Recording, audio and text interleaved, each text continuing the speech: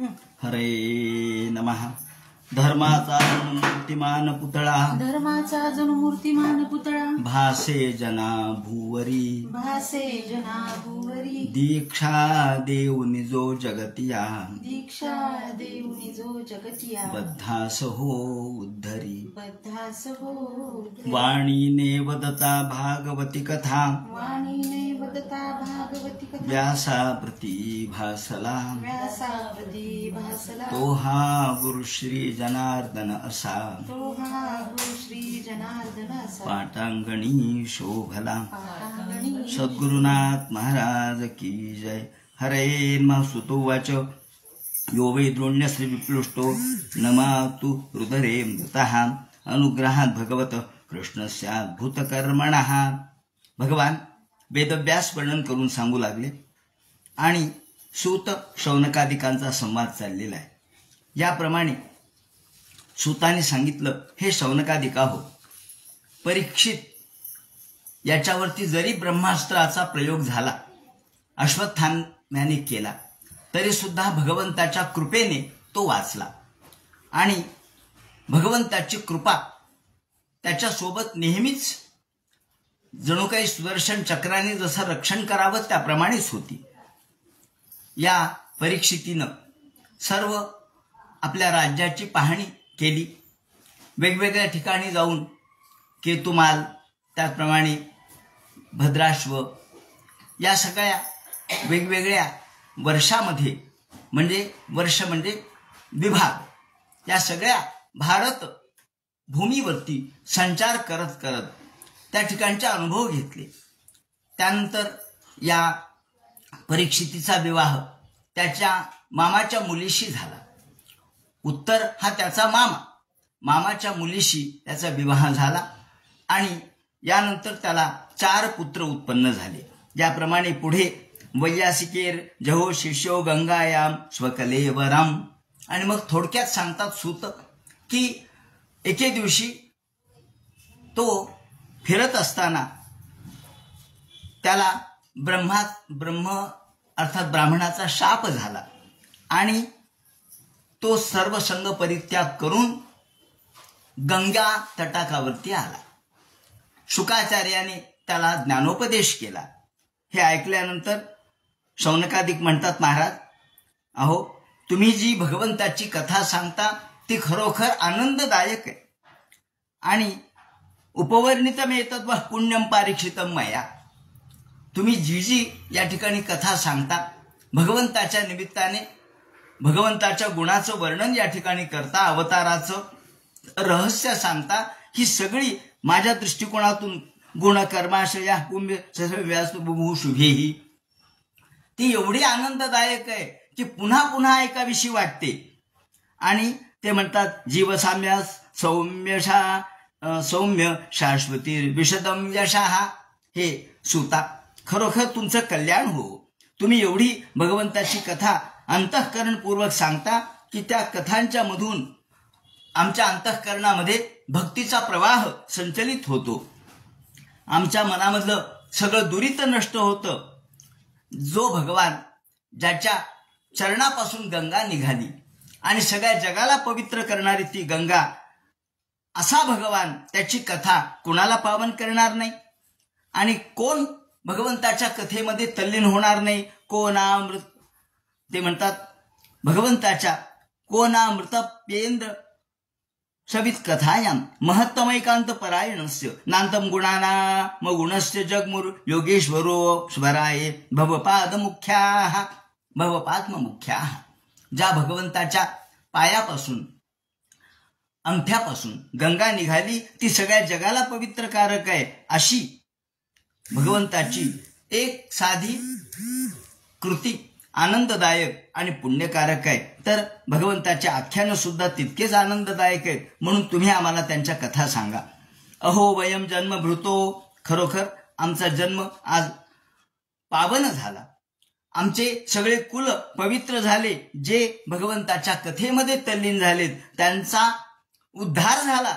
त्यांचा एकट्याचा नव्हे, त्यांच्या सगळ्या कुळाचा उद्धार झाला. कुतः पुनर्गणतो नाम तस्य. आणि भगवान हा सर्वांवर कृपा करणार आहे. हे ऐकल्यानंतर ते सूत म्हणतात, अहो शौनकादिका हो, अहो मी एका सूत कुळामधला आहे, सामान्य कुळामधला आहे. माझ्या जातीच्या बाबतीत मी नीच जातीचा आहे, पण तरी सुद्धा तुम्ही एवढे सगळे लोक, मोठमोठे लोक होते त्या ठिकाणी ऐकायला. एकटे केवळ शौनक नव्हते, शौनका अधिक ज्ञानी होते, वृद्ध होते, त्याचप्रमाणे ब्राह्मण समाज होता. हे सगळे तुम्ही ऐकता आहात. खरोखर ही माझ्यावर तुम्ही कृपाच करता आहात का? अहो तुम्ही एवढे ज्ञानी असून सुद्धा मी सांगितलेली कथा ऐकता आहात, म्हणजे खरोखर माझं किती भाग्य. मी तर सूत कुळामधला आहे, मी तर सामान्य नीच कुळामधला आहे, पण नीच कुळात असून सुद्धा तुम्ही ही कथा माझ्याकडून ऐकता, म्हणजे खरोखर मला किती मोठं भाग्य. अशी स्वतःच्या बद्दलची भावना त्यांनी प्रगट केलेली आहे. जसं नामदेव महाराजांनी शुक्ती संपुटी माझा जन्म झाला म्हणून सांगितले, आणि सांगितलं की अहो जन्म कुठं व्हावा याला महत्व नाहीये का? अहो कावळ्याच्या विष्ठेमधून पिंपळ जन्माला येतो म्हणून काय पिंपळ अपवित्र ठरतो का? ते म्हणतात नाही. पिंपळ कसा अपवित्र ठरेल? अहो एखादी तुळस एखाद्या उकिरड्यावर प्रगट होते, जन्माला येते, म्हणून काही तुळस अपवित्र ठरेल का? कुष्ठळ भूमीवरी उगवली तुळसी अपवित्र ती येसी म्हणू नये, नामदेव महाराजांनी म्हटले. त्याप्रमाणे अहो काकविष्ठेमधून जरी पिंपळ जन्माला आला तरी पिंपळ पवित्रच आहे. तसं माझं कुल जरी वाईट असलं तरी भगवत कथा मला पावन करणारी आहे. आणि म्हणून नभ पतंत्यात्म समम पतत्रिणस तथा समम विष्णू गतिम विपश्चितः, हे उदाहरण दिलेले त्यांनी सूतानी. सूत म्हणतात काय? नभ पतंत्यात्म समम पतत्रिणः, हेच उदाहरण माऊलीने दिलेले वेगळ्या संदर्भात. कारण गीतेवर अनेकांनी टीका केल्या. श्रीमद भगवत गीतेवर शंकराचार्यांनी केली, रामानुजाचार्यांनी केली, मध्वाचार्यांनी केली, निंबार्काचार्यांनी केली. अहो किती वेगवेगळ्या प्रकारच्या आचार्यांनी टीका केल्या. ज्ञानेश्वरांचं वय त्या मनाने फार कमी होतं, तरी सुद्धा माऊली काय म्हणतात? गीतेवर एवढ्या लोकांनी टीका केल्या म्हणून मी करू नये असं काही आहे का? का? परी गीता ईश्वरू भोळा ले व्यासोक्ती कुसुम माळा, परी माझी या दुर्वादळा नान म्हणे की. मोठमोठ्या फुलांच्या माळा एखाद्याने घातल्या. अहो तुमची शक्ती आहे, तुम्ही मोठ्या माळा खरेदी कराल, तुम्ही मोठमोठ्या 500-500 रुपयाच्या 1000-1000 रुपयाच्या माळा घालाल, पण माझ्याजवळ एक दुर्वा आहे, मी ती अर्पण केली, तर देव म्हणणार आहे का? गजानन महाराज म्हणणार आहेत का मला दुर्वा नको तुमची? अहो दुर्वादळा सुद्धा ते ना न म्हणे की, ते नाही म्हणणार नाहीत. तसे व्यास महर्षी मोठे असतील, व्यास महर्षींच्या या गीतेवर अनेकांनी टीका केल्या असतील. व्यासादिकांचे उन्मेख राहटती जेथे साशंक, तेथे मी एक रंक वाचाळी करी. मी एक रंक आहे, रंक म्हणजे दरिद्री आहे. व्यास प्रतिभावंत आहेत, पण तरी सुद्धा मी भगवद्गीतेवर टीका करू नये असं नाही का? त्याचं उदाहरण देताना युक्तिवाद पूर्वक पण माऊली म्हणतात, युक्तिवाद आहे हा, की एखादा पाखरू आहे, ते घरट्यामध्ये अंड्यातून नुकतंच बाहेर आलंय, त्याला त्याची आई पक्षी दाणा पाणी वगैरे घालते, त्याला मोठं करते, आणि एवढ्यात त्याला पंख फुटतात. एके दिवशी त्याला पंख फुटतात. पंख फुटल्यावर अजूनही ते घरट्यात राहील का? पाखी फुटे पाखरू गगनी नुडे तरी काही करू. आकाशात उडणार नाही तर काय करील? ते आकाशातच उडणार, ते घरट्यात बसून नाही राहणार का?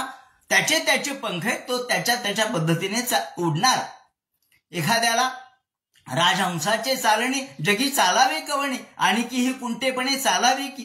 राजहंसासारखं कुणाला चालता येणार नाही म्हणून बाकीच्यांनी काय चालणं सोडून द्यावं का? नाही. म्हणून गरुडासारखं उडता येत नाही म्हणून एखाद्या मशकाने उडू नये का? नाही. आकाश त्याला म्हणणार नाही की माझ्यामध्ये फक्त गरुडच उडतात, तू उडू नकोस का, मला कमीपणा होईल, असं आकाश कधी म्हणत नाही. तसं माऊली म्हणतात, मोठमोठ्या लोकांनी जरी गीतेवर टीका केलेली असली तरी मला माझ्या दृष्टिकोनातून जे काय करायचे ते करण्याचा अधिकार आहे. म्हणून हा माऊलींचा जो संकेत आहे तो या ठिकाणी आपल्याला भागवत या श्लोकामधून भागवतामध्ये सूत व्यक्त करताना दिसतात. नभा पतंत्यात्म समाह पतत्रिणाः. आकाशामध्ये सगळेच उडतात, गरुडही उडतो आणि बारीक पतंगही उडतो, बारीक छोटासा मशकही उडतो आणि हे दोन्ही आकाश त्याला सामावून घेतं. त्याप्रमाणे तुम्ही मला सामावून घेत आहात. भगवान गोपालकृष्णाची कथा ही सगळ्यांनी जशी येईल तशी गावी. मला येत नाही, मला गाणं येत नाही म्हणून कुणी गप्प बसू नये, जसं येईल तसं म्हणावं. म्हणून नामदेव महाराजांनी म्हटलंय की आपण कसंही असलं तरी तुझाच म्हणवीन, जरी वेडे वाकुडे गायीन परी तुझाच म्हणवीन. वेडं वाकडं असलं तरी माणसाने भजन करावं, कीर्तन करावं, त्याच्या पद्धतीने गाणं गावं. भगवंताची कथा ही कोणाला नाही म्हणणार नाही. आणि मग सांगायला सुरुवात करतात. एकदा धनुर्दुम्य विचरण मृगयाम वने. एकदा घटना अशी घडली. हे शौनकादिका परीक्षित नेहमीप्रमाणे विचार त्यांनी केला की आता झालं, सगळीकडे फिरून झालं, सगळं आपलं देश पर्यटन झालं, आता पुन्हा एकदा मृगया करण्याच्या निमित्ताने आपण जावं. म्हणून सकाळी उठले, सगळं आवरलं आणि आपला रथ वगैरे सज्ज केला, घोडे सज्ज केले आणि निघाले. तेवढ्यात आता काल जे घातलं ते आज नाही घालायचं, उद्या जे घालायचं ते परवा नाही घालायचं. खूप गोष्टी असतात जवळ, वेगवेगळ्या प्रकारचे कपडे आहेत, लत्ते आहेत, अलंकार आहेत. कालचा अलंकार आज नको, आजचा उद्या नको. म्हणले काल हा टोप घातला होता, आपण दुसरा टोप घालू. मग एका नौकरांनी त्यांना खूप एका ठिकाणी ठेवून दिलेला, एका जुन्या घरामध्ये ठेवून दिलेला, कोठीच्या घरामध्ये ठेवून दिलेला टोप आणून दिला. काय टोप होता तो! अहो रत्नजडी टोप, मोठा जबरदस्त होता. पाहिल्याबरोबर थक्क व्हावं लोकांचे डोळे. अरे वा म्हणले, फार चांगला टोप आहे. पाहिल्याबरोबर तो टोप घातला. तो टोप कोणाचा होता? अहो तो टोप होता जरासंधाचा. ज्या वेळेला भीमाने जरासंधाला ठार मारलं त्यावेळेला श्रीकृष्णाने जरासंधाच्या मुलाला सगळं राज्य देऊन टाकलं आणि ते सगळे निघाले या यज्ञाच्या निमित्ताने, राजसूय यज्ञाच्या निमित्ताने निघाले, सगळे राजे निघाले. या वेळेला भीम थोडा अडकळू लागला. कृष्ण म्हणाले काय झालं म्हणले भीमा. तो म्हणला अहो मी एवढ्या जरासंधाला 28 दिवस युद्ध करून मारलं, मरता मरता मी वाचलो. म्हणलं काय तुला काय पाहिजे? अहो म्हणले जरासंधाचा एक टोप आहे म्हणले, त्याच्याकडे माझं लक्ष गेलंय आणि तो फार चांगला आहे आणि माझ्या डोक्याला फिट बसतोय. कारण जरासंधाचं डोकं जेवढं होतं तेवढं भीमाचं डोकं होतं.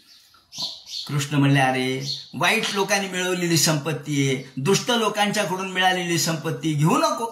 नाही नाही नाही म्हणले असं नाही, मला काहीतरी उपहार पाहिजे का नको? मी एवढा पराक्रम केला, मला काहीतरी पाहिजे का नको? बरं घे म्हणले. त्यांनी तो टोप घेतला पण पुढे घालण्याचा कधी प्रसंगच आला नाही. तो तसाच राहिला आणि तो टोप आज परीक्षिताने घातला. एके दिवशी हातात धनुष्य घेतलं, बाण घेतले, मृगया करण्यासाठी निघाले. टोप तो घातला जरासंधाचा. मृगा ननुगता श्रांत. फिरत फिरत फिरत मृगया केली. दुपारी 12, 1, 1:30, 2चा वेळ झाला. भूक लागली, तहान लागली. अहो म्हणजे आसपास कुठे आहे का, कुठे पाणी मिळतं का, कुठे एखादा आश्रम दिसतो का? क्षुधित तृषितो भृशम. 2 गोष्टी झाल्यात, क्षुधित आणि तृषित. खूप तहान लागली आणि खूप भूक लागली. काय होतं, माणसाला तहान आणि भूक जर खूप लागली तर माणूस थोडा चिडका बनतो, चिडचिड करतो. का म्हणले तुम्ही चिडचिड करू लागले? अहो भूक लागली इकडं. म्हणजे आपल्या शारीरिक गोष्टीचा परिणाम आपल्या मेंदूवर होतो आणि आपण चिडतो.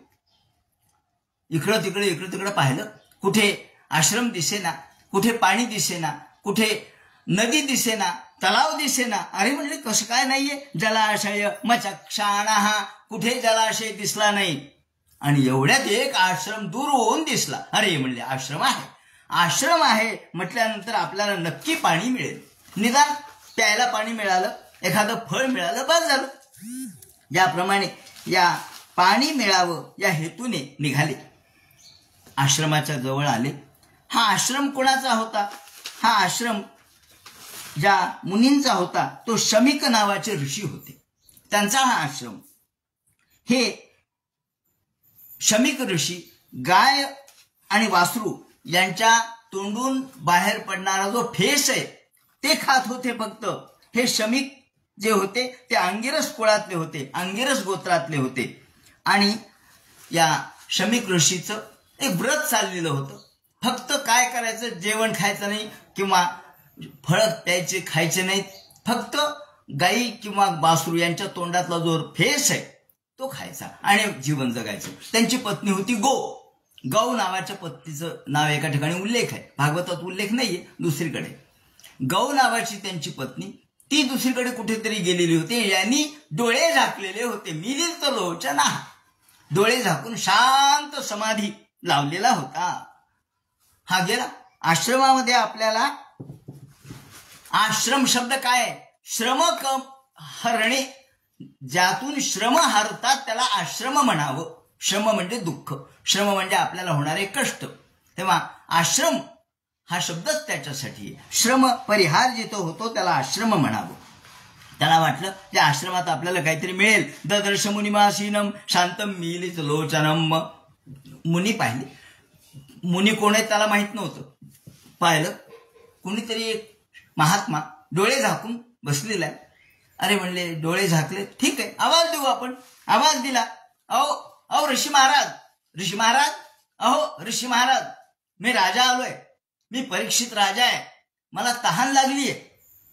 तरी यांना समाधी लागलेला होता आणि या समाधी अवस्थेमध्ये, निर्विकल्प समाधीच्या अवस्थेमध्ये काही स्मरण नव्हतं, कोणाचं ऐकूही नाही आलं आणि काही दिसलंही नाही. प्रतिरुद्धे इंद्रिय प्राण, त्यांनी आपले प्राण अवरुद्ध केलेले होते, इंद्रिय अवरुद्ध केलेले होते आणि मनोबुद्धी मुपारताम.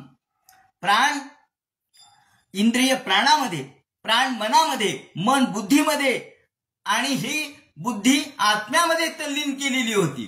आता ते जागेवरच नव्हते. जसं आपल्याला झोप लागते, साखर झोप ज्याला आपण म्हणतो, सुषुप्ती. सुषुप्तीमध्ये आसपास काय याचा पत्ताच नसतो.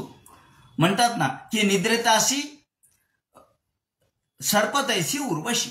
जो झोपलेला असतो ज्याला सुषुप्तीमध्ये, त्याला त्याच्या उशाशी नाग आला काय आणि एखादी उर्वशी आली काय, त्याला त्याचं विधिनिषेध नसतो. स्थानत्रयात परम प्राप्तम ब्रह्मभूतम अवैक्रियम विप्रकीर्ण जटाच्छन्नम. ते कसे होते याचं वर्णन केलेलं आहे. विप्रकीर्ण जटाच्छन्नम, जटाजूट धारण केलेले होते, वस्त्र प्रावर्ण सगळे असे ज्याला आपण जाडे भरडे वस्त्र धारण केलेले होते, धाबळ वगैरे जसे असावी त्याप्रमाणे. आणि रौरव या धाग्याचे वस्त्र आणि त्याचंच आसन केलेलं होतं, त्या आसनावर बसले होते. रौरवेणा जिनेनच, रौरव नावाचं वस्त्र अंगावर धारण केलेलं होतं. आणि विशुद्ध, आता राजा इतका थकून गेला होता, भागून गेला होता, मृगया मिळाली नव्हती, तहान लागली होती, भूक लागली होती आणि ऋषी उठत नव्हते म्हटल्यावर तो चिडला. विशुष्यतालुरुदकम, कंठ शोष झाला, कंठ असा कोरडा पडला. काय म्हणले हो, मी एवढा आवाज देतोय, खोटं तर नसेल. आता राजा आहे हा, त्याच्या मनात शंका आली. आपण सगळीकडे जे फिरतो, वेगवेगळ्या ठिकाणी लोकांची परीक्षा घेतो, कृष्ण निजधामाला गेल्यानंतर काय काय झालं, कृष्ण निजधामाला गेल्यानंतर हे लोक कसे वागू लागले, कदाचित ऋषी महर्षी सुद्धा अशा पद्धतीने वागायला लागलेत की खोटं भंभम खोटी चालली यांची, नुसते डोळे झाकलेत. आणि मग मात्र एकदम राग आला. अलब्ध तृणभूम्यादी हा मुद्दा आहे त्यातला, की अहो आश्रमात गेल्यानंतर काय असायला पाहिजे. ते म्हणतात अलब्ध तृणभूम्यादी रसप्राप्तार्घसू नृता. निदान आश्रमात गेलं तर कोणी या म्हणावं, आपण कोणाच्याही घरी जा, कोणी या म्हणायला पाहिजे, बसा म्हणायला पाहिजे. म्हणजे या आणि बसा हा साधा सत्कार आहे, फार काही करू नका, या या या, साधी गोष्ट आहे, बसा, आसन टाकावं. त्याचप्रमाणे तृणा आणि भूमी रुदकम, सत्कार कसा करावा याचे नियम आहेत. जवळ काही नसू द्या, तुम्ही एक त्या ठिकाणी तृण टाका, गवताची काडी टाका आणि त्याच्यावर बसा म्हणावं, चालतं.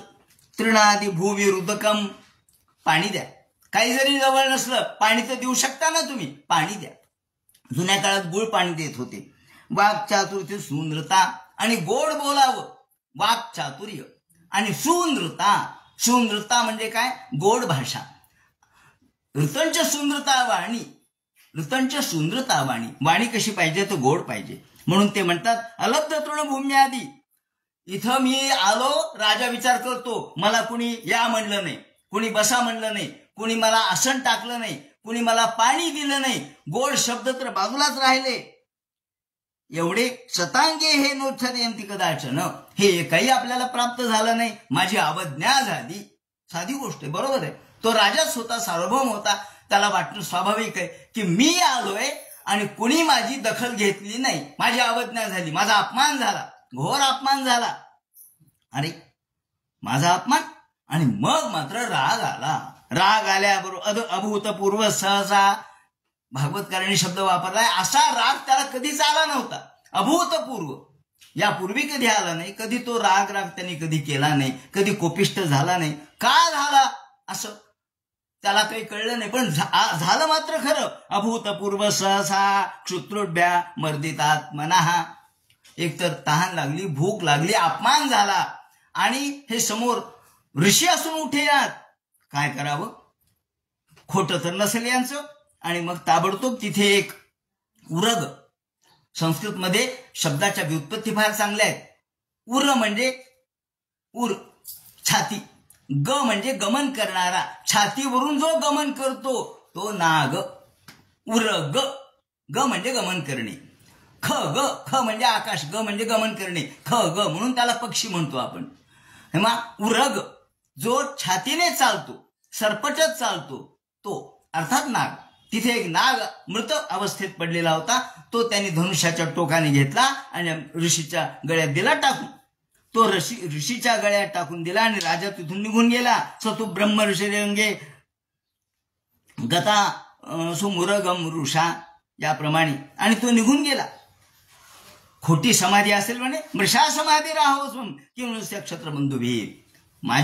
मी राजा कशासाठी झालो? लोक खोटं वागायला लागले, त्यांचा खोटेपणा मला उघडा करायचा. याप्रमाणे तो निघून गेला. आणि इकडे हे मुलं त्याचे काही खेळत होते. शमिक ऋषीचा पुत्र होता शृंगी नावाचा. हा शृंगी नावाचा पुत्र या कौशिकी नावाच्या नदीवर काही काही मुलं मित्र खेळत होते. त्यातल्या एका मित्राला तहान लागली म्हणून तो आला, धावत धावत धावत आला. आल्याबरोबर त्यांनी एकदम पाहिला, बाबा बाबा बाबा, नाग, गळ्यामध्ये नाग. तिथून धावत तसाच शमिकाला शृंगीला म्हणू लागला, अरे शृंगे. काय म्हणतो? मी एवढं तपश्चर्या केली, मी एवढे मंत्र सामर्थ्य प्राप्त केले, काय करायचं तुझ्या मंत्र सामर्थ्याला? म्हणजे काय झालं? अरे तुझ्या वडिलांच्या गळ्यात कोणीतरी साप टाकलाय, सर्प तुझ्या गळ्यात, वडिलांच्या पायाला मी. असं म्हणल्याबरोबर तो तर आतमध्ये गेलाच नाही अजून, तो आश्रमातही गेला नाही. पण एकदम तिथं सगळे मुलं म्हणले, काय तुझ्यामध्ये सामर्थ्य आहे? काही नाही सामर्थ्य तुझ्यात. नाही सामर्थ्य नाही. कसं? मी आत्ताच्या आत्ता ज्यांनी कुणी सर्प टाकला असेल, कोण आलतं? म्हणजे कुणीतरी आलेलं दिसलं. हे मुलं राजा आला होता वाटतं बहुधा. अरे मग जायचं ना तिथं. नाही, राजा आला होता बहुधा आणि राजानेच हे कृत्य केलंय. असं असू द्या. ताबडतोब त्यांनी त्या कौशिकी नदीमधलं पाणी घेतलं आणि पाणी घेतल्याबरोबर हे पाणी हातामध्ये घेऊन मंत्रोच्चार केला आणि सांगितलं, ज्यांनी कोणी माझ्या वडिलांच्या गळ्यामध्ये हा मृतसर्प टाकला असेल तो आजच्या 7व्या दिवशी मृतप्राय होईल, मृत्यू पावेल. विसर्ज खाली ती टाकलं, मंत्रोच्चार करून ते पाणी जमिनीवर टाकलं आणि मग रडत रडत रडत आला, बाबा बाबा बाबा. त्याला एकदम घट्ट आलिंगन दिलं. एकदम हे समाधीतून जागे. काय नाही म्हणजे काय काय गडबड आहे? कशाचा गरज आहे? का रडतोस?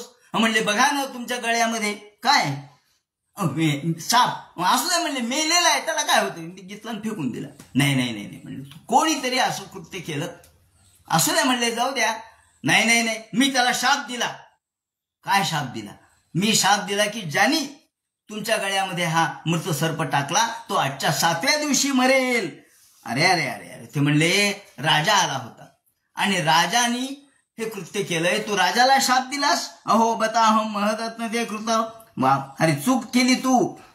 का? राजा हा आपला संरक्षक आहे. राजा नसेल तर सगळीकडे चोरडा माजेल. ते म्हणतात राजा आहे म्हणून आपण या ठिकाणी धर्मकर्म करतो, आपले दैनंदिन उपक्रम करतो, तप जप करतो आणि राजा हा आपला रक्षक आहे. तू चूक केलीस तदा हे चौर प्रचुर विनंक्ष. सगळीकडे चोरडा माजला तर आपलं रक्षण कोण करणार? आणि राजाला माहिती आहे का? नाही म्हणले. अरे अरे, राजाला माहित नाही तू हा शाप दिलेला? नाही म्हणले. अरे अरे अरे, धर्म पालो नरपती छवा. हा राजा हा धर्मपाल असतो, धर्माचं रक्षण करणारा असतो. तो महाभागवत आहे, राजर्षी हयमेध याट, ज्याने मोठमोठे अश्वमेध यज्ञ केलेले असा हा राजा आहे. आणि तो तहानला भुकेला आला असेल, कदाचित टाकला असेल माझ्या गळ्यामध्ये सर्प, आणि तू मात्र चूक केली. बालेना पक्व बुद्धीना. अपक्व बुद्धी आहे तुझी, कच्ची बुद्धी आहे, कच्च्या बुद्धीने तू हे कृत्य केलंस, चूक केली तू. पापम कृतम तत् भगवान. अरे अरे, पाप केलंस तू, पाप. म्हणले मग आता काय करू? काही नाही. तू खरं म्हणजे क्षमा वीरस्य भूषणम, क्षमा करायला पाहिजे होती, पण तू चिडून रागावून त्याला शाप दिलास. आता राजाला तरी निदान ही कल्पना द्या. असं म्हणल्याबरोबर त्यांनी सांगितलं ठीक आहे, राजाला हे माहीत नाही, कुणीतरी जाऊन सांगा. असं म्हटल्याबरोबर गौरमुख नावाचा त्याचा एक मित्र होता. तो गौरमुख नावाचा शिष्य होता यांचा, आणि याचा मित्र होता शृंगीचा. त्याला सांगितलं जा राजाला हा माझा निरोप द्या की आजच्या 7व्या दिवशी तुमचा मृत्यू आहे, तक्षक सर्प चावून तुम्हाला मरण येणार आहे, हे जाऊन सांग. असं म्हणल्याबरोबर गौरमुख निघाला. इकडे भागवतकार सांगतात राजा घरी आला. घरी आल्याबरोबर त्याने टोप काढून ठेवला. जोपर्यंत टोप डोक्यावर होता तोपर्यंत मनामध्ये क्रोध, राग, अहंकार, मीपणा हा सगळा होता. टोप काढून ठेव त्या क्षणीच त्याला वाटलं अरे आपण चूक केली, आपण प्रमाद केला, आपण केलेलं कृत्य गर्हे. सूत उवाच महीपती स्वथ तत्कर्म गर्ह्यम विचिंतयन् नाम कृतम सुदुर्मनाः. अरे अरे अरे, आपण चूक केली, आपण गर्ह्य कृत्य केलं. महीपती स्वथ कर्म गर्ह्यम, गर्ह्य कर्म, वाईट कर्म, जुगुप्सित कर्म, ज्याची निंदा करावी असं कर्म मी केलंय. अहो मया नीच मनार्यवत कृतम. अनार्यवत, वास्तविक मी आर्य आहे, मी सुसंस्कृत आहे, मी यज्ञयाग केलेले, मी पांडवांचा हा पौत्र आहे, नातू आहे. मी कसं वागलं पाहिजे? धर्माने वागलं पाहिजे. परंतु मी जर अनार्यासारखं अर्थात असंस्कृत माणसासारखं, निर्लज्ज माणसासारखं वागलो तर काय उपयोग आहे? अहो मया नीच मनार्यवत कृतम. पश्चाताप झाला बरं का. मला आता राजाला सांगायला कोण होतं? कोण नव्हतं. राजाचं कृत्य पाहायला कोण होतं? कोणीच नव्हतं. स्वतःच्याच मनाला स्वतःच्या प्रमादाची जाणीव झाली, हा पश्चाताप झाला. आणि त्यांच्या लक्षात आलं निरागसी ब्रह्मणी गूढ तेजसी. निरागस असणाऱ्या ब्राह्मणाचा माझ्याकडून अपमान झाला. निरागस म्हणजे कुठल्याही प्रकारचं पाप नसलेले, निष्पाप असलेले ब्राह्मण. आणि गूढ तेजसी, काय सांगता येते? त्यांच्यामध्ये काहीतरी सामर्थ्य असेल, गूढ अशा प्रकारचं सामर्थ्य त्यांच्या अंतःकरणात असू शकेल. हे ब्राह्मण गूढ तेजाने, आपल्या जवळच्या तेजाने, तेज लपवून आपल्या समाजामध्ये ते स्वतःचं तेज कधी दाखवणार नाही. परंतु असे अनेक लोक आहेत की जे स्वतःचं सामर्थ्य लपवून चालतात. ध्रुवम ततो मे कृत देव हेलनात. अरे अरे, मी वाईट केलं, खरं म्हणजे मी देव हेलन माझ्याकडून झालं असतं, देवाचा अपमान झाला असता, तरी सुद्धा तो क्षम्य होता. पण ब्राह्मणांचा अपमान झाला माझ्याकडून, ते हा अपमान खरोखर याला मला शिक्षा मिळालीच पाहिजे. का बरं? ध्रुवम ततो मे कृत देव हेलनात. माझ्याकडून महात्म्यांचा अपमान झाला, नक्की माझ्यावरती काहीतरी आपत्ती येणार, नक्की माझ्यावरती काहीतरी विपत्ती येणार. का? माझ्याकडून वाईट अशा प्रकारची कृती घडलेली आहे. दुरत्ययम व्यसनम नाती दीर्घात. व्यसन म्हणजे संकट. नाती दीर्घात, लवकरच मला कुठल्या तरी संकटाला सामोरं जावं लागणार आहे. तदस्तु कामम घनिष्कृताय मे यथानुकुर्या पुनरेव मद्धा. आणि आता असं वाटू लागलं की हे सगळं निरर्थक आहे. माझं राज्य काय, माझं कोश काय, माझं मोठेपणा काय, माझा लौकिक काय, माझे राजवस्त्र काय, हा अलंकार काय, दागदागिने, सगळं निरर्थक आहे.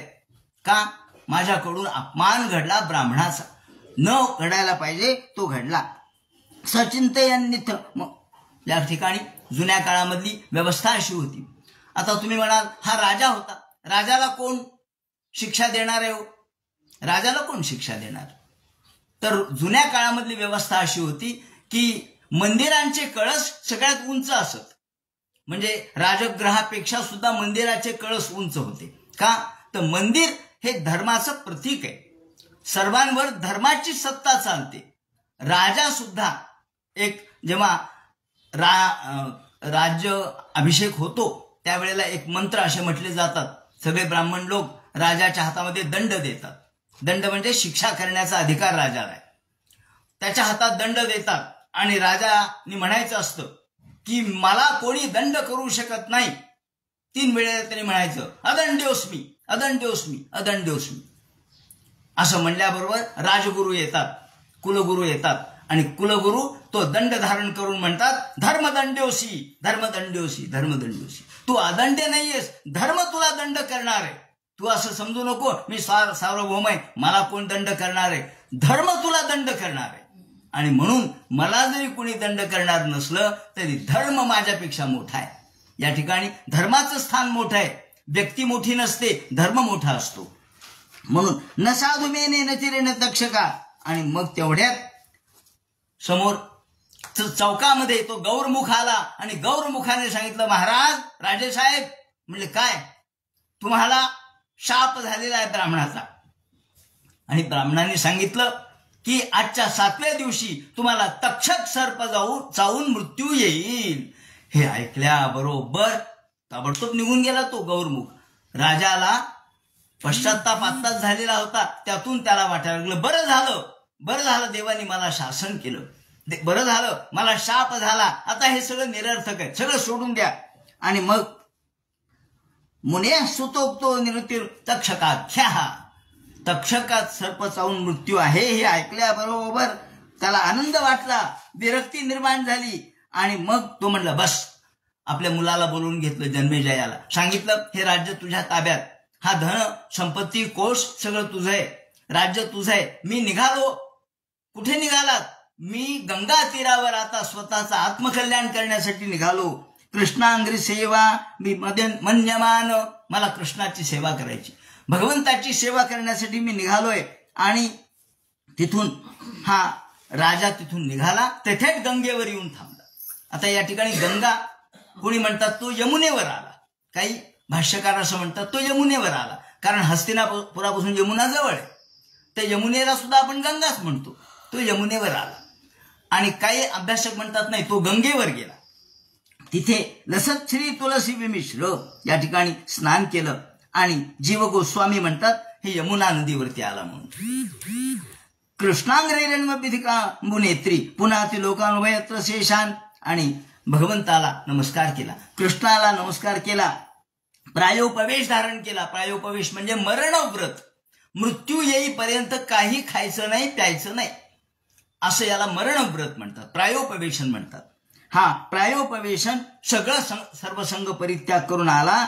आणि सगळीकडे वार्ता कळाली. अरे ऐकलं का तुम्ही? काय? अहो परीक्षित राजे हो राज्य करतात. नाही राज्य नाही करत. अहो ते प्रायोपवेशन घेऊन गंगा तीरे आलेले आहेत. काय म्हणता? हो सगळं सोडलं त्यांनी, राज्य सोडलं, धन सोडला, कोश सोडला, पुत्र सोडले, वित्त सोडलं, पत्नी सोडली, सगळे निघाले.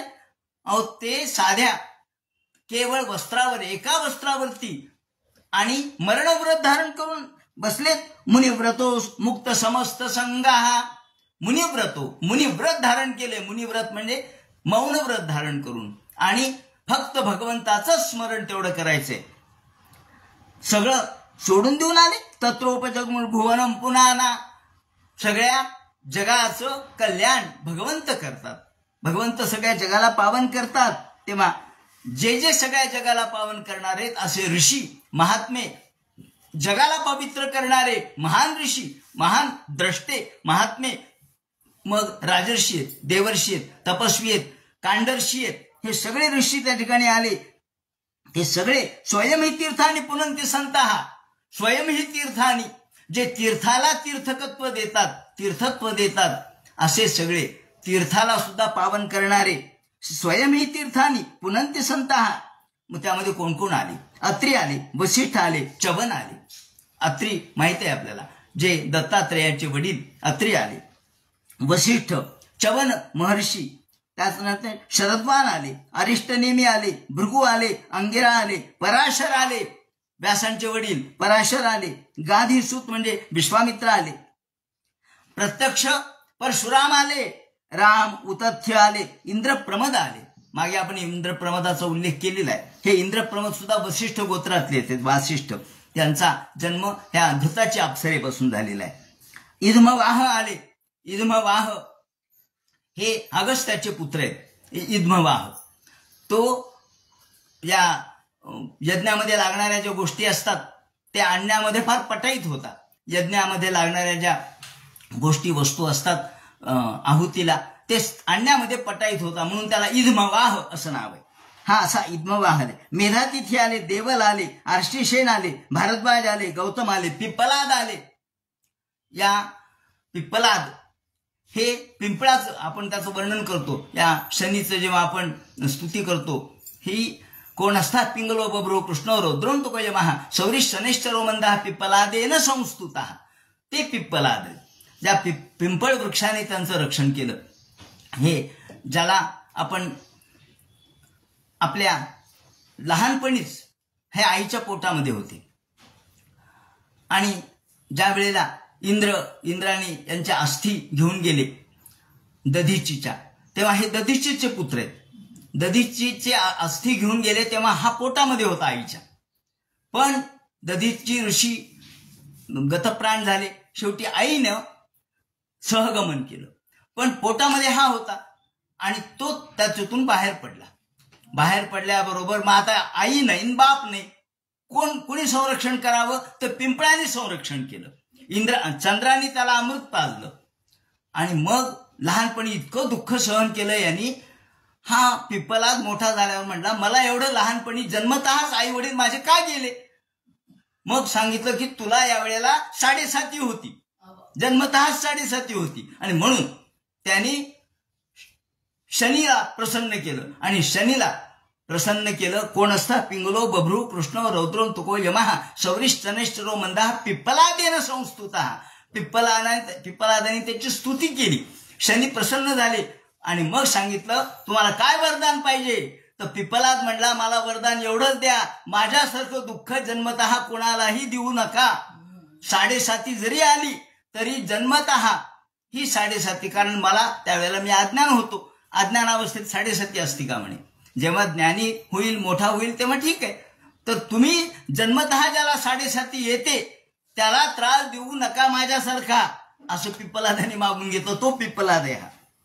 तेव्हा हे पिप्पलाद आले. मैत्रेय और्व्य कवशा कुंभयोनी मैत्रेय आले, और्व्य आले, त्याचप्रमाणे कुंभयोनी प्रत्यक्ष या ब्रह्मर्षी अरुणादिक हे सगळे आले. अगस्त्य, कुंभयोनी म्हणजे अगस्त्य, कुंभातून त्यांचा जन्म झालेला होता. त्यानंतर द्वैपायन म्हणजे व्यास महर्षी आले, भगवान नारद आले, पर्वत आले, तुंबरू आले, अन्यच देवर्षी ब्रह्मर्षीवर्या राजर्षीवर्या अरुणादयश्च. अरुणादय आले, अरुण अरुणी याचं वर्णन आपल्याला उपनिषदामध्ये पाहायला मिळतं. अरुणीचं अरुणी आले. हे सगळे एक काय जथ्थेच्या जथ्थे येऊ लागले. कुठं? गंगा तीरी. का? अहो राजा 7 दिवसामध्ये त्यांना मृत्यू आहे म्हणे. कोणी म्हणाले 7 दिवसात त्याला तक्षक सर्पाने मृत्यू येणार आहे, असा शाप झालाय. शाप झालाय? राजाला कसा शाप झाला? कसा झाला? राजा एवढा चांगला धर्मकर्म करणारा असताना शाप का झाला? असे लोकांच्या मनात प्रश्न होता. चला चला चला म्हणून जे मिळेल त्या वाहनाने जी गर्दी त्या गंगा तटाकावर झाली. राजर्षी, देवर्षी, त्याप्रमाणे विप्रर्षी, कांडर्षी सगळे आले. नानार्षेर प्रवरान समेता नभ्यर्थ राजा शिरसाव वंदे. राजाने सर्वांना नमस्कार केला. महाराज, आपण एवढे सगळे ज्ञानी, ज्ञानवृद्ध, तपोवृद्ध, त्याचप्रमाणे हे सगळे माझ्यासाठी आलात, माझा तुम्हाला नमस्कार असो. खरं म्हणजे मृत्यूसमयी एक महात्मा भेटला तर माणसाचं कल्याण होतं. इथे तर तुमच्यासारखे, व्यासासारखे, परशुरामासारखे श्रेष्ठ देव आहेत, महर्षी आहेत. कृतप्रणामास्पद विज्ञापयावास चेता.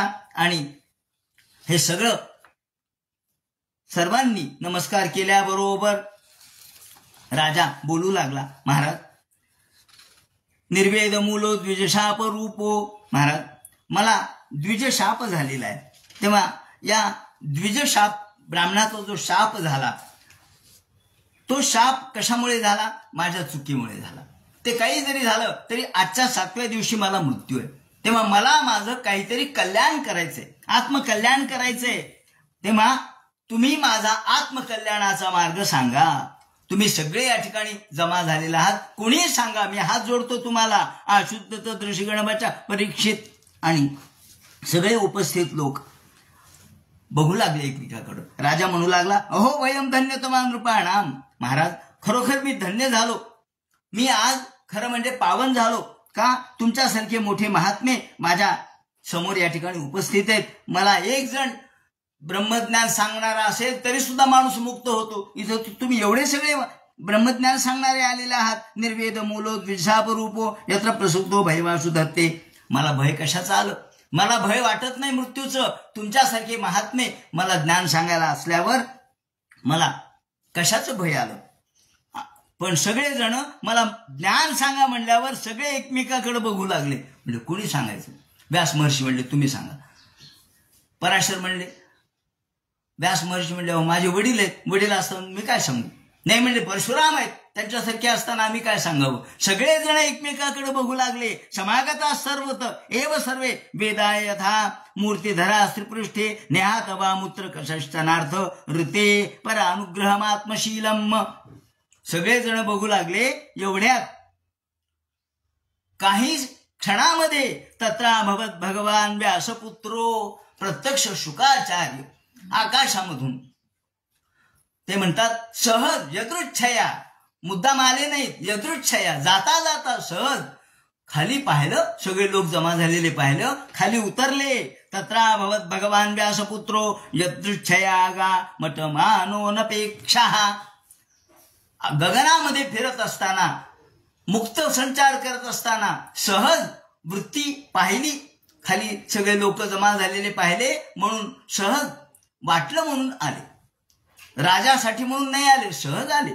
आणि त्यांनी वर्णन केलंय की अनपेक्षा, अनपेक्षितपणाने आले आणि त्यांना कशाची अपेक्षा नव्हती, निरपेक्ष होते. अलक्ष लिंगाने जलावत अलक्ष लिंगाने, त्यांचं चिन्हच आपल्याला सांगता येत नाही. हे तल्लीन होते भगवंताच्या नादामध्ये, परिपूर्ण भगवंतामध्येच तद्रूप झालेले होते, समाधी अवस्थेमध्ये होते. अलक्ष लिंगानी जलावतुष्टो वृत स्त्रीवालैरवधूत वेशः, अवधूत वेश धारण केलेला, नग्न होते. आणि केवळ वय किती होतं? 16 वर्षाचं वय होतं. आणि तद्वेष्ट वर्षम, द्वेष्ट, द्वेष्ट म्हणजे 2-8, 2-8 म्हणजे 16. तद्वेष्ट वर्षम सुकुमार पाद, अतिशय कोमल अशा प्रकारचे पावलं होते. अंग सुंदर होतं, श्यामल रंगाचे होते. या ठिकाणी या दोघांची जोडी आहे. एक विष्णुरात आहे आणि एक ब्रह्मरात आहे. विष्णुरात म्हणजे परीक्षित आहेत आणि ब्रह्मरात म्हणजे स्वतः शुकाचार्य आहेत. तेव्हा विष्णुराथाकडे ब्रह्मरात आले. रात म्हणजे रत असणे, एकरूप होणे. म्हणून अत्यंत सुंदर चर्या होती. सुंदर कंबू सुजात कंठम, शंखाप्रमाणे आकाराचा कंठ होता. शंखाला जसं बारीक अशा प्रकारचा आकार असतो इथे निमुळता, तसा निमुळता कंठ होता. निगूढ चतुरम पृथु तुंग वक्ष, पण वक्षस्थल पृथू होतं.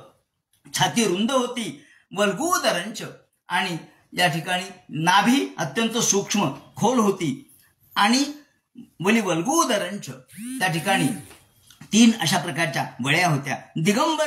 दिगंबरम वक्र विकीर्ण केश, केशपाश असे विस्कटलेले होते. आणि अत्यंत सुंदर रूप असणाऱ्या, सगळे लहान लहान मुलं, बाळ, बायका त्यांच्या मागे लागले. अवधूत असल्यामुळं मागे लागलेले होते, त्यांचा मोठेपणा माहीत नव्हता. हे पाहता क्षणीच सगळे म्हणले श्यामम सपीच्च वयोंग लक्ष्म्या, श्यामल रंगाचे आणि मनोज्ञ स्मित हास्य करत करत करत खाली उतरले.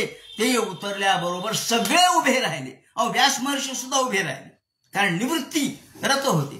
निवृत्ती निरतो मुनी, निवृत्तीमध्ये तल्लीन होते. सगळ्यात श्रेष्ठ दर्जाचे हेच होते. वय कमी होतं पण श्रेष्ठत्व होतं. वयावर श्रेष्ठत्व अवलंबून नसतं. माऊलींनी कितव्या वर्षात समाधी घेतली हो? 21व्या वर्षामध्ये. पण सगळ्यापेक्षा श्रेष्ठ आहेत की नाही, वय महत्वाचं नसतं. वयसेच या गावा न येता, वयाच्या गावाला न येता केवळ जन्मतःच त्याला सर्वज्ञता प्राप्त झालीये, असे जसे ज्ञानेश्वर माऊली आहेत तसे जन्मतःच सर्वज्ञता प्राप्त झालेले हे होते. प्रत्युत्थानास्ते मुने श्वासे नभ्यस्त लक्षणा विगुणवर्च सम. सगळे उठून उभे राहिले. या या या या महाराज हात जोडले सर्वांनी. त्यांची विधिवत पूजा राजांनी केली.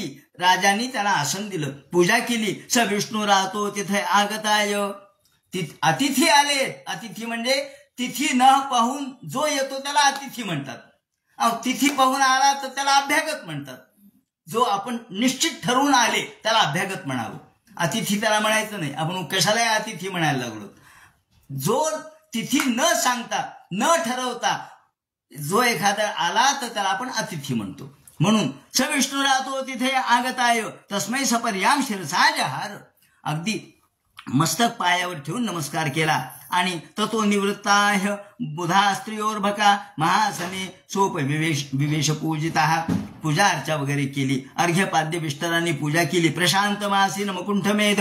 आणि शांत प्रणाम करून आपल्या मस्तक त्यांच्या पायावर ठेवलं. आणि सुनृतयांग पृच्छत, सुनृतया गोड भाषेत या ठिकाणी राजा बोलू लागला. राजा म्हणाला, अहो आज खरोखर माझं भाग्य फळाला आलं. अहो अद्य वयम ब्रह्म.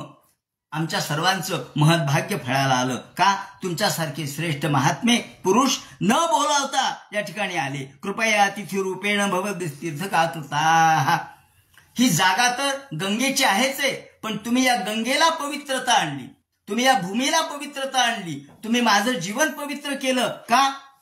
अतिथी रूपेण भवद्भिर. तुम्ही न बोलावता न विचार करता न तुम्हाला निरोप पाठवता तुम्ही आलात. आज मी धन्य झालो. मला तुम्ही पावन केलं. येशाम संस्मरणात पुंसां यद्य शुद्धंती वैग्रहा. अहो ज्यांचं नुसतं स्मरण केलं तर घर शुद्ध होतं. आपण गोमूत्र टाकतो घर शुद्धीला. ते म्हणतात अहो ज्यांचं नुसतं स्मरण केलं तर शुद्धंती वैग्रहा. त्यांचं घर शुद्ध होतं, त्यांचं मन शुद्ध होतं. तेव्हा आणि तुम्ही तर इथे स्पष्ट प्रत्यक्ष आलेला आहात. मग अजून काय शुद्ध व्हायचं राहिलं? किम पुनर्दर्शन स्पर्शा पादशौचा सनादिवी. याप्रमाणे महाराज मी आपल्याला हात जोडून विनंती करतो. आणि तुम्ही अपिमे भगवन प्रीत कृष्ण पांडुसुत प्रिय आहात. आपण सुद्धा पांडुसुत प्रिय आहात. आपण या ठिकाणी पांडुसुत, पंडूचे पुत्र पांडव यांच्यावर आपलंही प्रेम आहे. कृष्णाचं जसं प्रेम होतं तसं आपलंही प्रेम आहे. तेव्हा आता मी त्यांचाच नातू आहे. नितराम म्रियमाणा नाम. आम्हाला एकाच प्रश्नाचं उत्तर द्या महाराज शुकाचार्य महाराज, की म्रियमान असलेल्या माणसाने कोणतं साधन करावं. म्रियमान म्हणजे म्रियमान शब्दाचा अर्थ असा की आता मरायला टेकलाय, आता मरणारच आहे काही दिवसात, काही क्षणात. अशाने नितराम म्रियमाणा नाम संसिद्धीस्य वनीयसः. त्याने कोणतं साधन करावं की तो मुक्त होईल. प्रश्न किती साधा आहे पण त्यावर सगळं भागवत आहे. एवढा साधा प्रश्न आहे. आता पृच्छामि संसिद्धिं योगानां परमं गुरुं पुरुषस्य यत्कार्यं म्रियमाणस्य सर्वथा यच्छ्रोतमव्यथोराप्यं यत्कर्तव्यं नृभे प्रभो स्मर्तव्यं भजनीयं वा ब्रूहि वा विपर्ययम्.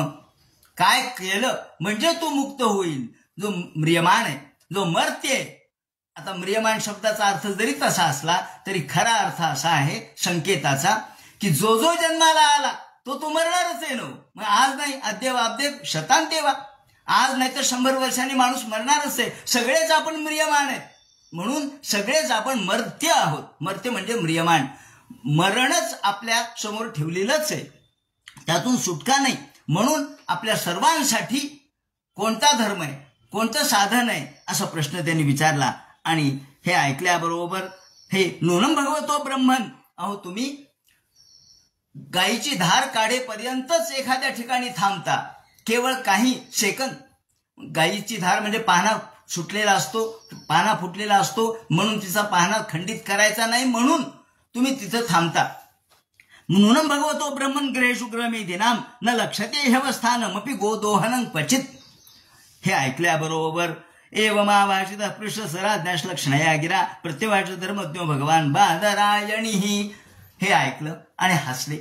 शुकाचार्य स्मितहास्य केलं आणि बोलू लागले. आता शुकाचार्य काय बोलतील, शुकाचार्य कसा उपदेश करतील, आणि इथून पुढची आता हा पहिला स्कंध या ठिकाणी समाप्त झाला. उद्या द्वितीय स्कंधाला प्रारंभ होईल आणि मग द्वितीय स्कंधाला प्रारंभ करत असताना सुरुवातीला त्यांनी काय सांगितलंय, कशा पद्धतीच्या प्राणायाम वगैरे करायला सांगितले, हे सगळं विवेचन जे सांगतील ते उद्याच्या चिंतनात करण्यात येईल. हरे नमः. पुंडलिक वरदे हर विठ्ठल. सीताकांत स्मरण. जय जय राम. पार्वती पते हर हर महादेव. श्रीमज्जनार्दन गुरुमूर्तये नमः.